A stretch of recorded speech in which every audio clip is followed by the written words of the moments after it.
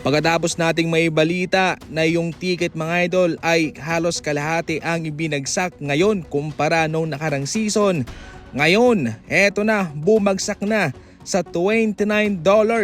Yan ang presyo ng ticket sa laban sa semifinals ng Milwaukee Bucks at ng Atlanta Hawks. Pinakamababa po yan, $29.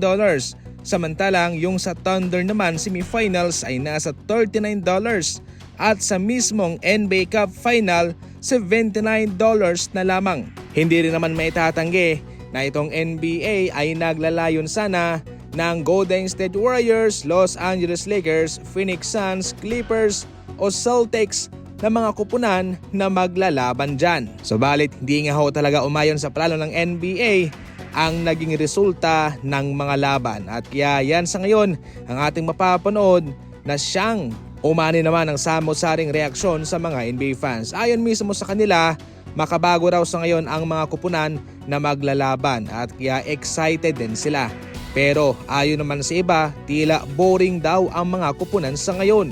Ramdam naman daw yun sa pagbaba ng presyo at parang halos ipamigay na lamang ito para mayroong manood lang.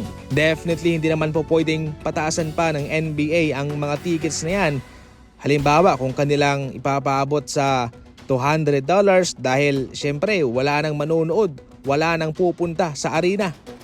Samantala inamin mismo ni Stephen Curry na mayroon silang problema ngayon sa kanilang kupunan na kanyang napapansin rin naman na hindi nga humaganda yung kanilang pagtatapos hindi lang sa kanilang laban kontra Rockets kundi sa kanilang mga nakarang laban na kung saan malaki naman daw yung kanilang kalamangan sa huling mga minuto.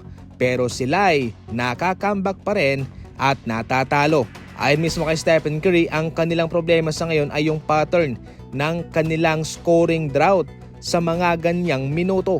Kinakailangan na ito'y masolusyonan dahil kung sakaling hindi, siguradong sila'y tatalunin din ng paulit-ulit ng ibang kupunan. Siya na mismong umako mga idol ng responsibilidad patungkol dyan dahil maging siya man ay inamin niya na hindi rin naman niya nagawa yung kanyang trabaho bilang kanilang star player. Hindi lang sa Rockets kundi marami na mga laban kung saan nakakambak ang Golden State Warriors at yan sa ngayon ang kanilang malaking problemang dapat ayusin.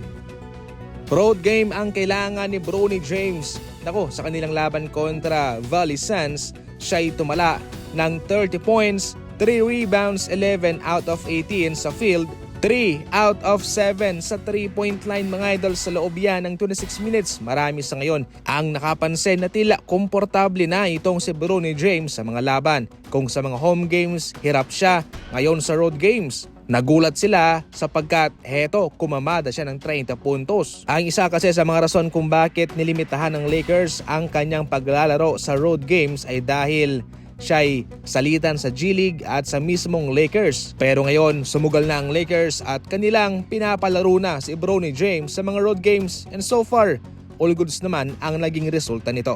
Yan lang muna sa ngayon ng ating mga fast break balita. Huwag kalimutang i-like ang video, mag-subscribe at i-follow ang ating Facebook page. And as always, maraming salamat po sa panonood.